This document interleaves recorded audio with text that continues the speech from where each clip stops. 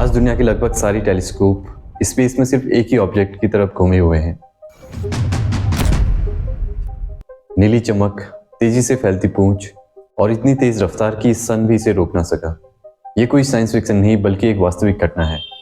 इसका नाम है 3I एटलस, जो कि हमारे सोलर सिस्टम में एक गेस्ट है।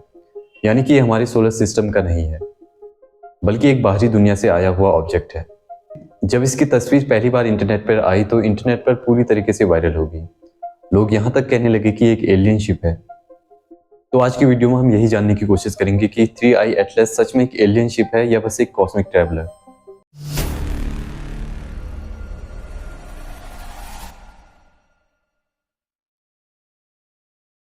लेकिन उससे पहले हम ये जान लेते हैं कि इंटरस्टेलर ऑब्जेक्ट आखिर होते क्या हैं।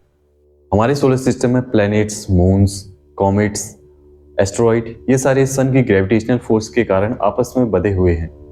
लेकिन कभी कभी कुछ रेयर ऑब्जेक्ट ऐसे होते हैं जिनकी स्पीड काफ़ी ज़्यादा होती है और वो सन की ग्रेविटेशनल फोर्स से बाहर निकल जाते हैं और ऐसे ऑब्जेक्ट स्पेस में भटकते रहते हैं और जब भी किसी सौरमंडल की तरफ पहुंचते हैं तो उसके ग्रेविटेशनल फोर्स के कारण वो उस सौरमंडल में पहुंच जाते हैं। इस तरह के ऑब्जेक्ट को हम इंटरस्टेलर ऑब्जेक्ट कहते हैं। यानी कि ये बस तारों के आसपास यात्रा करने वाले कुछ यात्री हैं जो कुछ महीने तारों के आसपास गुजार कर वहां से चले जाते हैं। अब मेन बात यह आ जाती है कि इंटरस्टेलर ऑब्जेक्ट इतने ज़्यादा महत्वपूर्ण क्यों हो जाते हैं। इस तरह के धूमकेतु कॉस्मिक टाइम कैप्सूल की तरह होते हैं। इनकी बर्फ, धूल और गैसें हमें उन तारों की कहानियां बताते हैं जिन तारों से ये आए हैं। जब भी कोई इंटरस्टेलर ऑब्जेक्ट हमारे सोलर सिस्टम में आता है तो हमारे पास ये मौका होता है कि हम उसके केमिकल कंपाउंड की स्टडी करें और ये पता लगा सके कि क्या ब्रह्मांड में और भी ऐसे सोलर सिस्टम हैं जो हमारे जैसे हैं, और सबसे बड़ा सवाल ये कि क्या वहाँ पे जीवन होगा। 3I एटलस तीसरा इंटरस्टेलर ऑब्जेक्ट है जो हमारे सोलर सिस्टम में आया है। इसका मतलब ये है कि दो और ऑब्जेक्ट हैं जो इंटरस्टेलर स्पेस से हमारे सोलर सिस्टम में आ चुके हैं। साल 2017 में सबसे पहला इंटरस्टेलर ऑब्जेक्ट आया था जिसका नाम था ओमुवा। जितना इसका नाम अजीब है उससे कहीं ज़्यादा अजीब ये खुद था। इसकी रफ्तार थी 3,15,000 किलोमीटर प्रति घंटा और इसका ऑर्बिट था हाइपरबोलिक। इसके बारे में सबसे अजीब चीज़ है इसका आकार। टेलीस्कोप से देखने पर पता चला कि ये ना तो गोल है और ना ही किसी सामान्य धूमकेतु जैसा है, बल्कि इसका आकार एक सिगार के जैसा है और इसमें कोई गैस की टेल भी नहीं थी जो कि धूमकेतु की असली पहचान होती है। और उससे भी चौंकाने वाली बात यह है कि जब ये सूरज के पास पहुंचा था तो अचानक इसकी स्पीड तेज होगी जैसे किसी ने इसे धक्का दिया हो, लेकिन गैस के आउटफ्लो का कोई संकेत नहीं मिला। हालांकि बाद में वैज्ञानिकों ने इसे काफी तरीके से समझाने की कोशिश की, लेकिन ओमुवा आज भी एक बहुत बड़ा रहस्य बना हुआ है।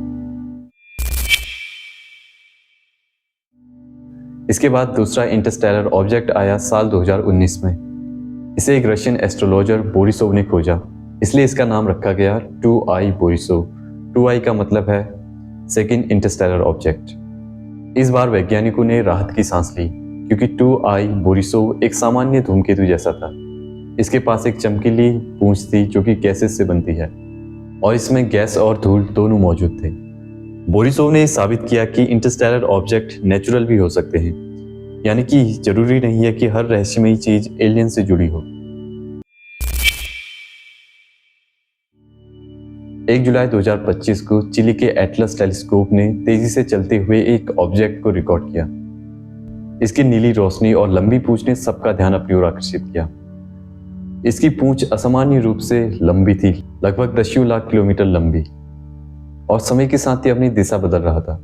इसकी गैस में पाई गई CO2 की मात्रा आम धूमकेतु में पाई गई CO2 की मात्रा से 8 गुना ज्यादा थी और इसकी स्पीड थी 90 किलोमीटर पर सेकंड।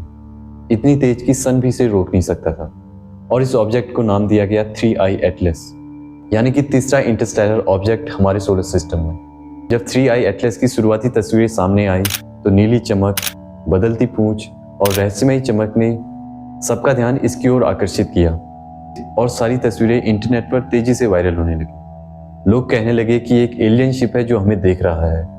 कई वीडियोस में यहाँ तक कहा जाने लगा कि मीरकैट टेलीस्कोप ने रेडियो सिग्नल भी पकड़े हैं जो कि 3I एटलस द्वारा भेजे गए हैं। यहाँ तक कि मशहूर वैज्ञानिक A.V. लोवेब ने भी कहा कि हमें यह मानने से इनकार नहीं करना चाहिए कि यह किसी एडवांस सिविलाइजेशन का एडवांस टेक हो सकता है।